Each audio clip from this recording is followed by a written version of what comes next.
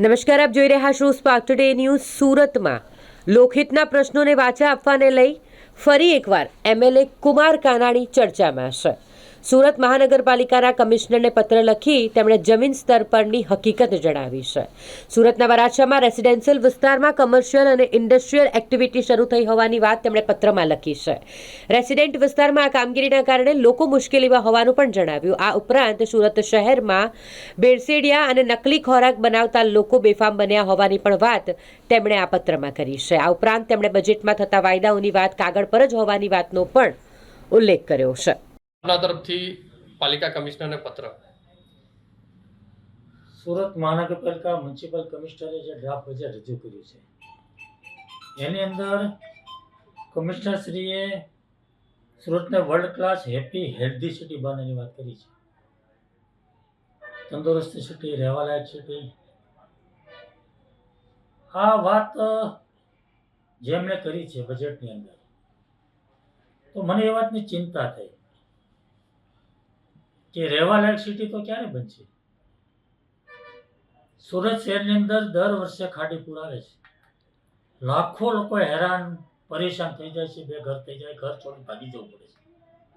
તંત્ર બી પરેશાન થઈ જાય છે.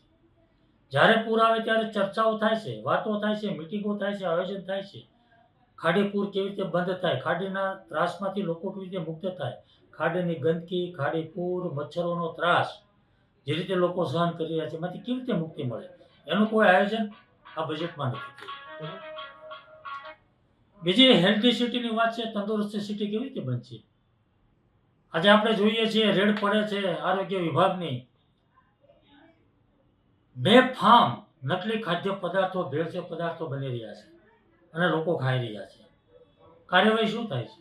રેડ પડે, દંડ થાય, સેમ્પલ ફેલ થાય, એકાદ દિવસ કદાચ પોલીસ કેસ કરે કોર્ટમાં તો એકાદ દિવસની અંદર જામીન મળી જાય, છૂટી થાય, ધંધો શરૂ થાય છે.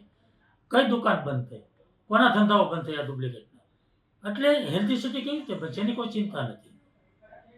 મારો વરાછા રોડ 45-50 વર્ષથી 50 વર્ષથી રહેણાંક વિસ્તાર છે. બેફામ રીતે કોમર્શિયલ બની રહ્યું, ઇન્ડસ્ટ્રીયલ બની રહ્યું છે.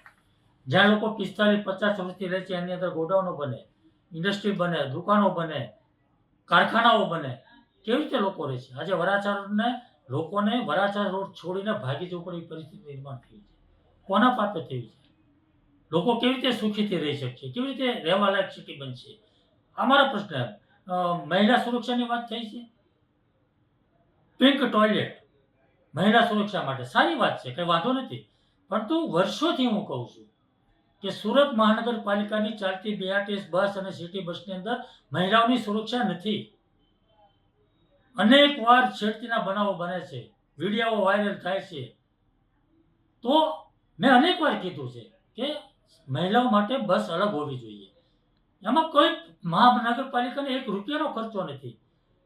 કામરેજથી સ્ટેશનની રૂટની 50 બસ ચાલે છે, 10 બસ એમાંથી મહિલાઓની બનાવવાની છે, મહિલાઓ માટે અલગ. એમાં કંઈ ખર્ચો નથી, કંઈ નથી, છતાં પણ થતું નથી. મહિલા સુરક્ષાની વાતો કેવી રીતે થાય? ખાલી ટોયલેટ બનાવતી મહિલાઓની સુરક્ષા બની છે.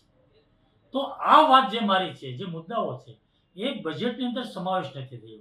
એટલે બજેટની અંદર સમાવેશ થાય અને એનું આયોજન થાય અને એનું વ્યવસ્થિત આયોજન કરી એનું નિરાકરણ થાય એવી મારી આ વાત છે.